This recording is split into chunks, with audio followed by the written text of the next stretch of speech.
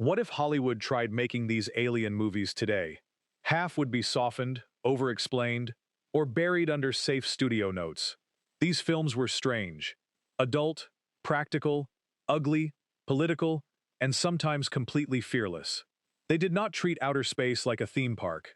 They treated it like a place where humanity could lose control. Here are 25 R-rated alien movies that feel so reckless, bold, and disturbing that Hollywood may never make them this way again, or make them this fearless. Before the invasion begins, like this video, share it with another science fiction fan and subscribe to the channel. Number 25. Alien Raiders, 2008. A quiet supermarket becomes a battlefield when masked strangers storm inside just before closing. At first, the captors appear to be ordinary criminals, but their real mission is far stranger. They believe an alien parasite is hiding inside one of the shoppers. The story traps employees, customers, armed hunters, and police in one location, while suspicion keeps changing direction. Its most memorable sequence involves a brutal improvised test designed to reveal who is still human, turning an everyday store into a place of pure paranoia. What makes the film work is its refusal to explain everything immediately. Viewers discover the truth at the same speed as the hostages, and the final revelation suggests the invaders may already be one step ahead. With its limited setting, practical creature work, and bleak closing twist, this direct-to-video thriller feels tougher than its modest budget. A modern remake would probably add more spectacle, but it might lose the tense human guessing game that makes Alien Raiders surprisingly effective. Number 24. Altered, 2006. Revenge replaces curiosity in this grim reversal of the usual abduction story. Years after 4 friends were taken and experimented on, 3 of them finally capture one of the beings responsible and drag it to the isolated home of the only survivor who tried to move on. The plan immediately collapses because the prisoner is far more dangerous than they expected. One unforgettable stretch shows the group trying to restrain the creature, while its presence begins changing the men physically and mentally. Instead of brave scientists meeting the unknown, these are damaged people, making reckless choices because they cannot escape the past. The film keeps most of the action inside a rural house, using shadow, sound, prosthetics, and tense arguments rather than giant spacecraft. That small scale gives every mistake weight. Altered is mean, claustrophobic, and emotionally bitter, with an ending that refuses easy comfort. Hollywood could remake the concept with expensive effects, but the rough, unpleasant intimacy would probably be polished away. Enjoying the countdown? Subscribe now and turn on notifications so you never miss our next journey into forgotten cinema. And tell us in the comments which alien movie frightened you the most. Number 23. Forbidden World, 1982. Cheap, fast, and proudly excessive, this Roger Corman production turns a remote research station into an adult nightmare. Scientists on the desert planet Zarbia create Subject 20, a rapidly mutating life form intended to solve a food crisis. Naturally, the experiment escapes and begins converting the station's crew into something it can consume. The movie's best-known moments come from its handmade creature effects, frantic laboratory attacks, and a bizarre final solution involving contaminated human tissue. Nothing here looks clean or corporate. Corridors sweat, machines spark, and the monster appears to be physically sharing the room with the actors. Forbidden World openly borrowed the structure of Alien, yet its rushed energy gives it a personality of its own. The production reportedly moved at remarkable speed and reused sets and footage, which only adds to its rebellious charm. A studio film today would demand cleaner mythology and digital polish. This one simply unleashes the creature, pushes every button, and races toward a wonderfully strange conclusion. Number 22. Galaxy of Terror, 1981. Fear itself becomes the enemy when a rescue crew lands on a mysterious planet dominated by a gigantic pyramid. Each member carries a private terror, and the structure appears able to turn those hidden fears into physical threats. That idea gives Galaxy of Terror a dreamlike, unpredictable rhythm. One character faces hostile crystal weapons, another encounters a monstrous double, and another becomes trapped in a deeply controversial creature sequence that defined the film's reputation. James Cameron worked on the production design and second unit material before becoming a major director, and the industrial tunnels already hint at visual ideas he would later refine. The plot is messy, but the handmade sets, smoke, slime, miniatures, and practical monsters create a nightmare that feels physically built rather than digitally assembled. Modern studios rarely allow science fiction to become this unrestrained, especially when the story mixes psychological symbolism with exploitation-style shocks. Galaxy of Terror may not be elegant, but it is fearless, strange, and impossible to confuse with a carefully tested streaming product. Number 21. Extra, 1982. Nothing prepares viewers for the way this British nightmare begins. A father disappears in a flash of light, returns 3 years later through a grotesque biological process, and returns to the family he abandoned. His young son is delighted, but the returned man is no longer entirely human. Soon the child develops unnatural abilities, household objects come alive, and ordinary rooms become stages for impossible transformations. The most famous sequence is the father's shocking return, created with practical effects that still make the scene feel wrong on a human level. Extra does not build a tidy mythology or explain the aliens with scientific dialogue. Instead, it behaves like a bad dream in which every new image is stranger than the last. That refusal to provide comfort is exactly why the film remains memorable. A modern production would probably organize the rules, soften the family trauma, and explain the ending. Extra leaves the audience with confusion, dread, and one final gift that turns a simple homecoming into a cruel cosmic joke. Number 20. Night of the Creeps, 1986. A college prank accidentally releases an alien experiment that has been frozen since the 1950s. The organism takes the form of small, slug-like creatures, enters human hosts, and transforms a quiet campus into a chaotic collision of science fiction, comedy, and zombie horror. Two awkward students, a determined young woman, and a haunted detective, must stop the outbreak before an entire fraternity party becomes infected. The most beloved scene belongs to Detective Cameron, who arrives armed, exhausted, and completely ready for the impossible, turning a flamethrower attack into one of the coolest entrances in cult cinema. Night of the Creeps constantly references older horror directors, yet it never feels like a cold exercise in nostalgia. Its practical creatures, explosive finale, romantic subplot, and sharp one-liners create a handmade party movie with real affection behind it. Today, the concept would likely become a self-aware streaming series. This film moves quickly, burns brightly, and ends before anyone can explain why the madness works. Number 19. Virus, 1999. An invisible signal from space does not arrive in a spaceship. It enters through electricity. After taking control of a Russian research vessel, the alien intelligence uses machines and human remains to build increasingly disturbing mechanical bodies. A salvage crew boards the apparently abandoned ship hoping to claim a fortune, only to discover that the vessel itself is awake. The standout sequence reveals the automated workshop, where robotic arms assemble new creations from whatever material is available. That image turns the ship into a factory that sees humanity as spare parts. Jamie Lee Curtis later spoke harshly about the finished movie, but its practical designs remain difficult to forget. Virus combines storm-at-sea tension, industrial science fiction, and creature effects on a scale that few modern mid-budget films attempt. The story is pulpy, the characters make questionable decisions, and the machinery looks genuinely heavy. A contemporary version would probably replace much of that texture with digital movement. The original feels cold, wet, metallic, and physically dangerous. Number 18. The Hidden, 1987. Los Angeles crime suddenly becomes impossible to explain when ordinary citizens begin stealing fast cars, attacking strangers, and behaving as if consequences no longer exist. Detective Tom Beck is joined by a strangely calm federal agent who knows the truth. A parasitic alien is moving from body to body, using each host to satisfy its appetite for speed, music, power, and chaos. The movie's opening car chase announces the tone immediately, but the most memorable reveal comes when the creature abandons a damaged host and searches for another. The Hidden plays like a police thriller infected by science fiction, moving with unusual speed and giving its alien a darkly comic personality. Kyle MacLachlan's quiet performance also hides an emotional secret that pays off in the final scene. Rather than building a huge invasion, the film focuses on one reckless visitor treating Earth like a playground. Its mixture of action, horror, humor, and surprising heart feels too odd for modern franchise planning, which is precisely why it still feels alive. Number 17. Slither, 2006. A small meteor crashes near the town of Wheelsey, and a lonely businessman becomes the first host for an ancient alien parasite. His body begins changing, his hunger becomes uncontrollable, And soon the infection spreads through slug-like creatures that connect the townspeople to one shared mind. At the center is his wife, who still recognizes pieces of the man trapped inside the monster.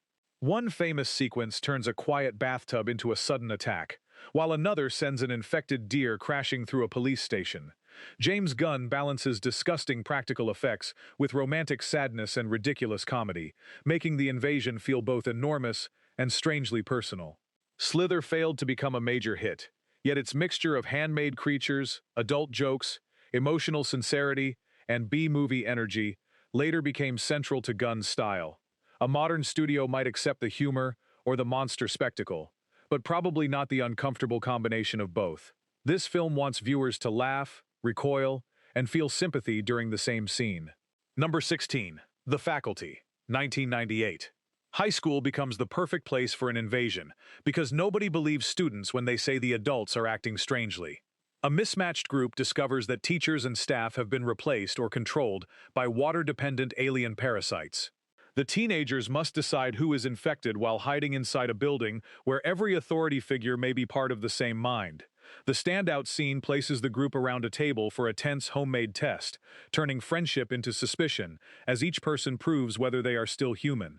The Faculty borrows openly from Invasion of the Body Snatchers and The Thing, but filters those ideas through late 90s youth culture, sharp dialogue, and a cast filled with future stars. Its final battle in the school gym is both ridiculous and satisfying. Modern teen science fiction often arrives softened for the widest audience. This movie allows its young characters to be rude, frightened, selfish, and brave, giving the familiar invasion story a messy personality that still feels unusually direct. Number 15. Life Force, 1985. Beneath its wild reputation, this is actually a surprisingly serious story about contact with something humanity cannot understand. The crew of the space shuttle Churchill discovers an enormous vessel hidden inside the coma of Halley's Comet. Inside are three apparently human figures suspended in crystal containers. Once brought to Earth, the female survivor awakens and begins draining the life energy from anyone who approaches her. London soon collapses into panic as victims rise again and pass the condition to others. The movie's defining image is the silent alien woman walking through a guarded facility while everyone around her loses control. But the later citywide chaos is equally unforgettable. Tobe Hooper directs as though he has been given permission to combine every genre at once: alien discovery, vampire mythology, disaster movie, romance, military thriller, and apocalyptic spectacle.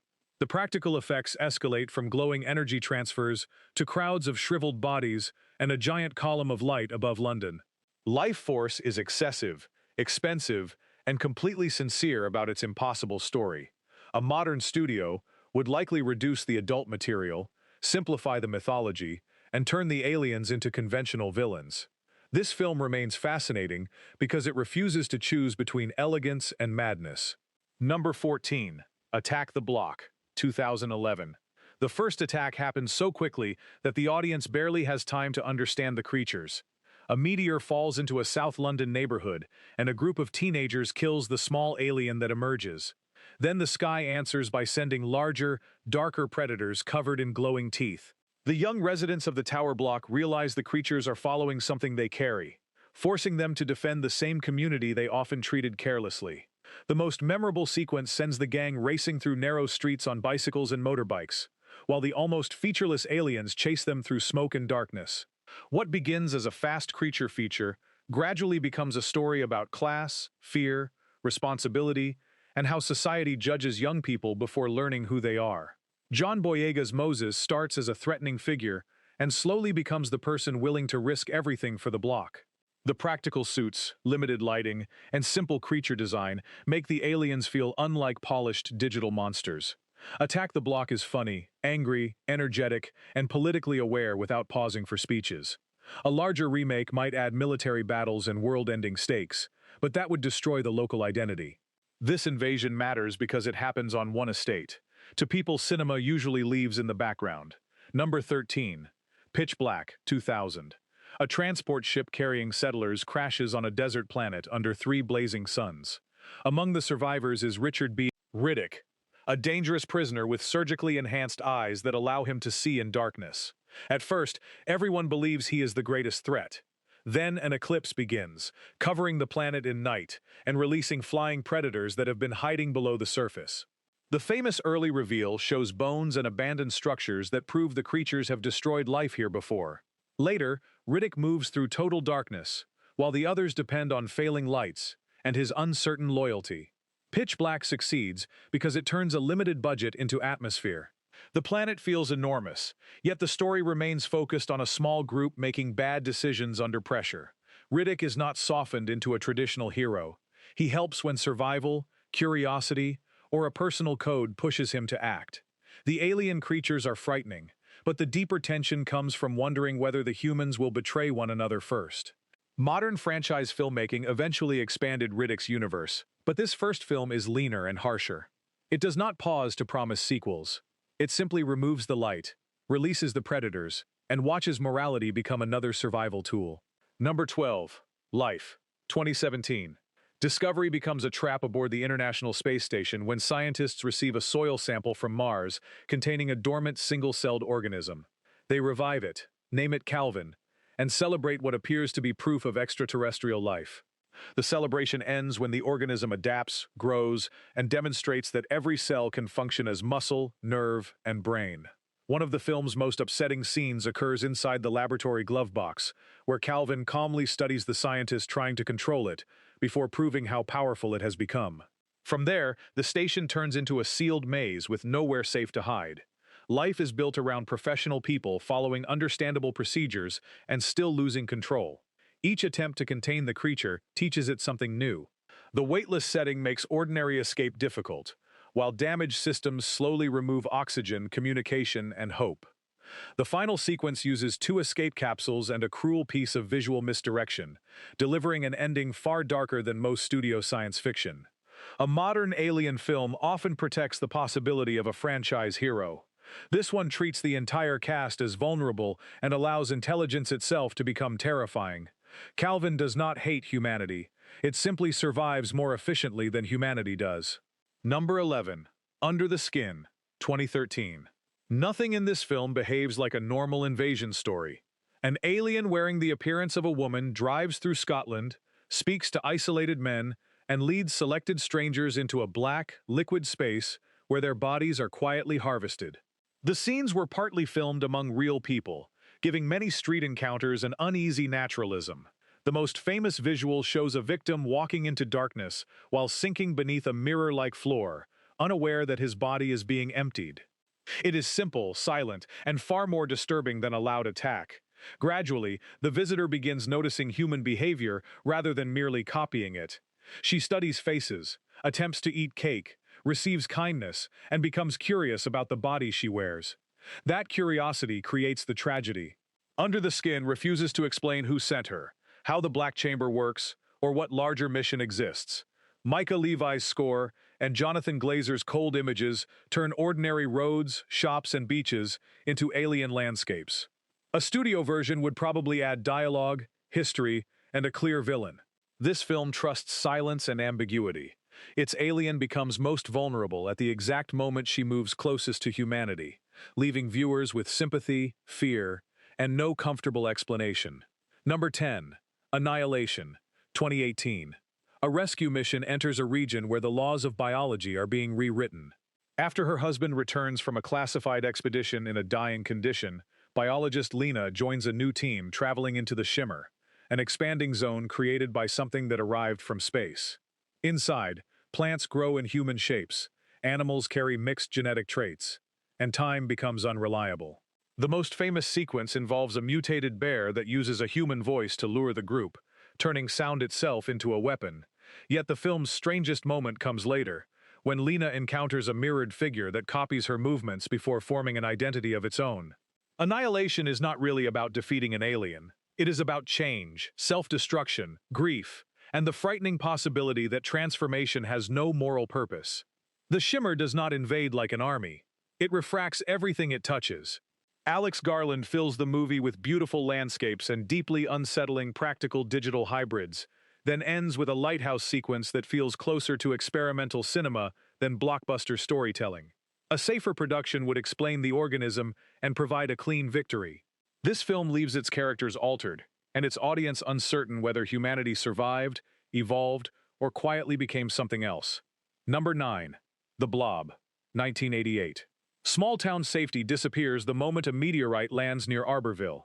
A gelatinous organism escapes, absorbs living matter, and grows larger with every encounter. Teenager Brian Flagg and cheerleader Meg Penny try to warn the town, but local authorities treat them like troublemakers, while government scientists arrive with their own secret agenda. The movie's most famous scenes are remembered because they attack places usually protected in horror films: a hospital, a crowded movie theater, and even a child's bedroom. The creature does not respect age, importance, or audience expectation. This remake takes the simple concept of the 1950s original and pushes it into full practical effects spectacle. The blob stretches through drains, presses against glass, folds around bodies, and moves with a physical weight that digital imagery often struggles to reproduce. The screenplay also adds a conspiracy, revealing that the organism is connected to a government experiment rather than a random visitor. That twist turns the supposed rescuers into another threat. Modern studios might preserve the title, but soften the surprise attacks and replace the monster with a smooth computer simulation. The 1988 version is powerful because it looks sticky, painful, and unpredictable. Every room becomes unsafe, and every character can disappear without warning. Number 8. They Live, 1988.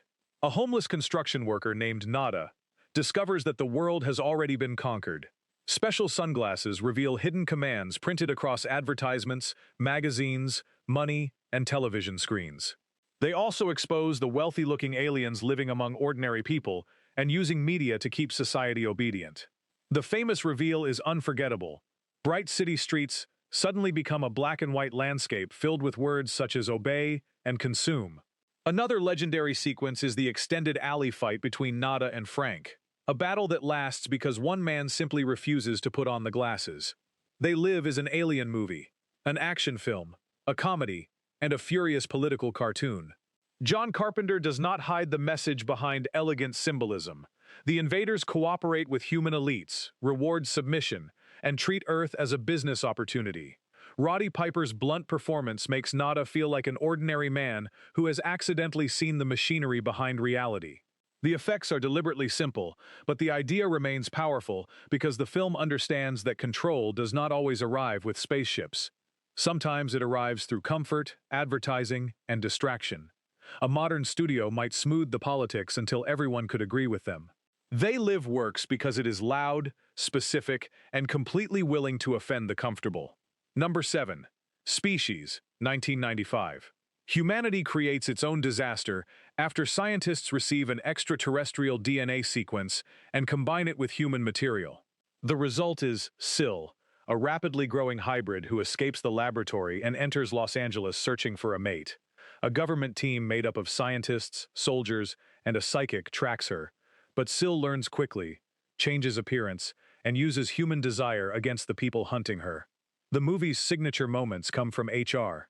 Geiger's creature design, especially the transformation from Natasha Henstridge's calm human form into a translucent, dangerous alien body. Species is undeniably a product of the 1990s.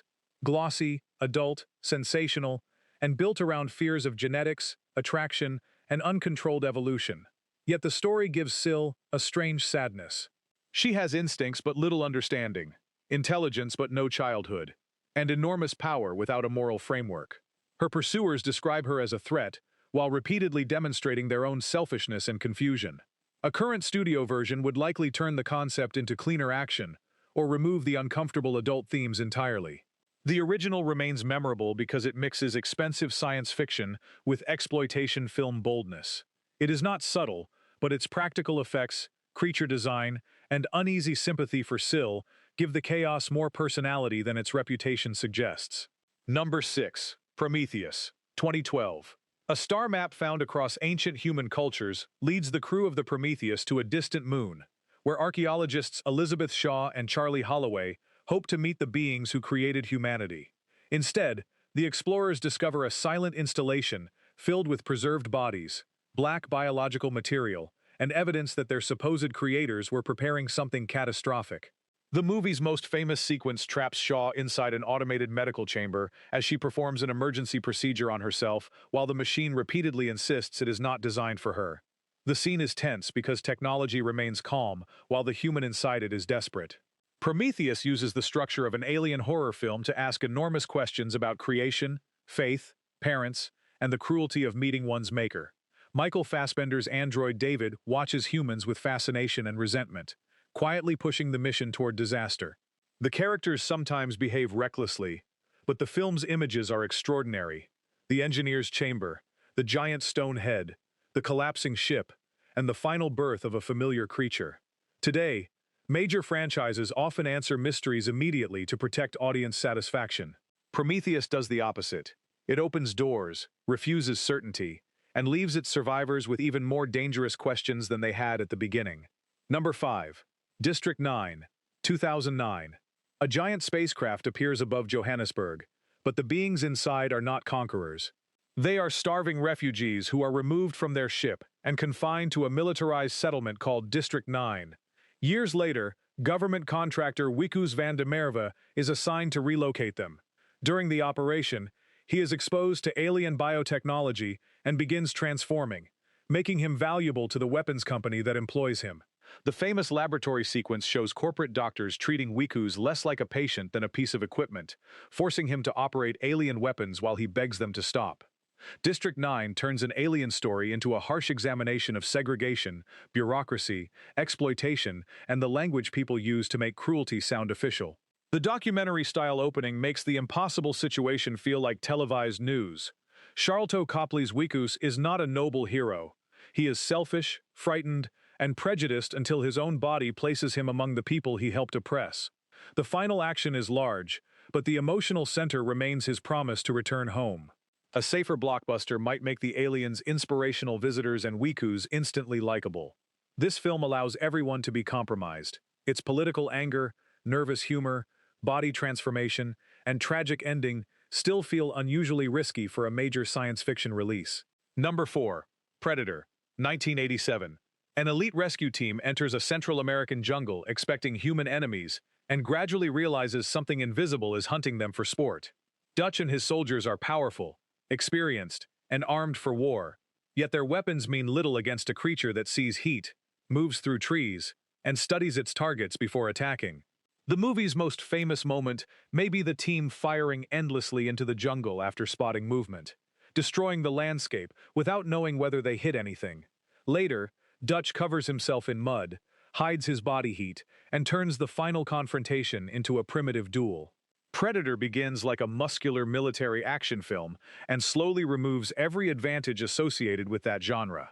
The alien is not invading Earth or seeking resources. It has arrived for a challenge.